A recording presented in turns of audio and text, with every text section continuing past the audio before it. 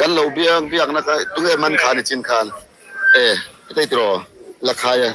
kan lo kom lo ka lo pe oi life la man lo en do ai zo lam chang ten lo khir char chara ani hi aman to in lo den du ta kan ron lak na ya lo kan kin chuak ang ken ka ken phal to ang ka sangan man ye ka man ve man si lo he hi aman khani ya aman lian khop maya hello hi man to man lo pakada chuak be he ai lian tura ka ngai hi ne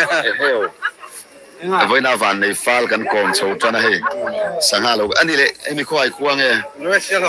silhawk ka changin ko hai dila aman hmasaber le aman lian aron changta ni Laldinpuia changte Pu Laldinpuia changte in Laldinpuia changte in sangalian to ka manani china karon ken to kain lo bunga chuan aman tu dang lian deu tenom chuan kom sele ha opodin puia ko hun limum deu mangla ai lian man turin tu sang kan lan ole ka lo